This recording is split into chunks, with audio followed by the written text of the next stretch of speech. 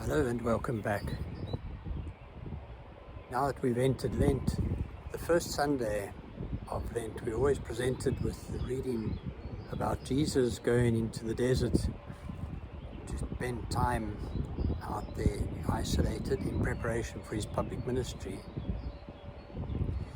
And this time is followed by these temptations by the devil. The three temptations mentioned in the Gospels, in this case Luke's Gospel chapter 4. What's very interesting is that these temptations are so valid still today. Although there are three of them, I won't take them in the order that they're in the Gospel because they deal with two different facets of our lives as Christians. If we look first of all at the temptation when the devil takes Jesus to a high point and shows him all the kingdoms of the earth and says, if you bow down to me, I will give you power over all of these kingdoms because it's mine to give. And I remember once pondering on this reading and thinking, wouldn't it have been much easier if Jesus had have said, okay, well, for this once I'll bend my knee, and then afterwards we would avoid so many difficulties, so many problems brought about by sin in our world. But of course, this is the trap, and it's the trap that we still face today, that obviously the devil wouldn't have fulfilled his promise. And we see this in our world because so much of what we're promised, that if we do certain things, we'll achieve success or we'll make some progress in the world and so on. We're tempted to accept that on face value and to say, well, if I just do this thing just this time, maybe it can help me get ahead. But you see, all these promises of all this power in the world, all this position in the world are void because the devil will not produce them for us afterwards. This is the essence of evil, is the untruth. And so, as I say, we face this temptation still today, but we need to be careful of it because even if the promise seems so good and seems feasible, we have to realize that if evil is involved, that promise will never be fulfilled. We will find ourselves having done something evil, but with no reward. I put the other two together because they both involve miracles. Miracles in different ways.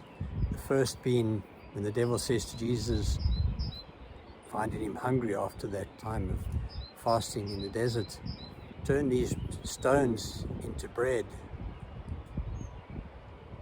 which is something that we know Jesus could turn water into wine, so presumably he could have turned stones into bread if he wanted to.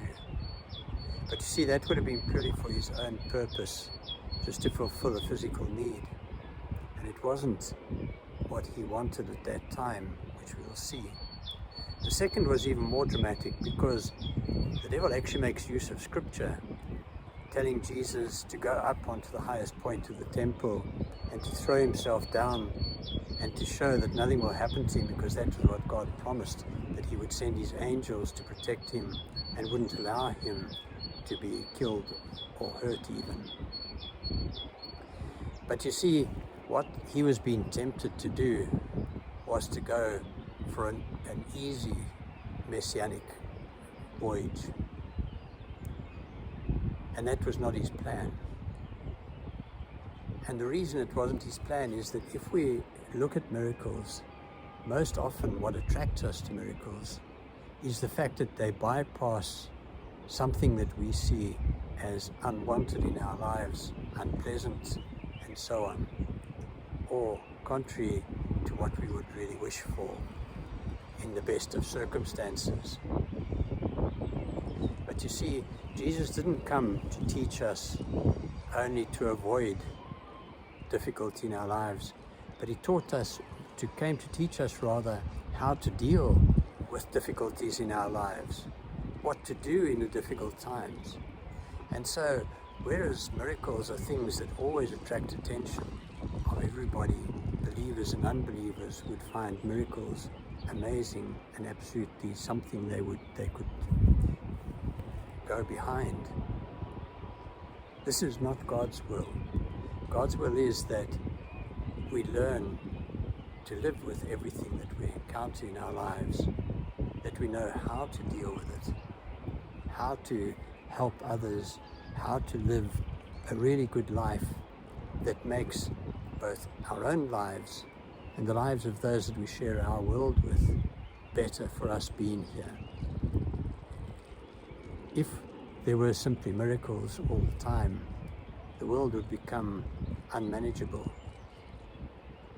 If, for example, gravity only worked sometimes, and sometimes you could fall and nothing would happen. Sometimes you could drop something and it wouldn't drop, it would just stay where it was. If these things were suspended all the time, it would be very difficult to know how to live, because there would be no solid basis for our gaining wisdom and for our learning how to live in this world. And as I say, that is not God's will. God's will is that in dealing with the difficulties of times of our world, that we learn to overcome those. We learn to get bigger than these little problems that come and go. And I say little problems because if you try to think back even into the fairly recent past about what it was that kept you awake at night, that you were so concerned about, very often you can't remember exactly what it was that kept you awake. And that's how passing our difficulties are.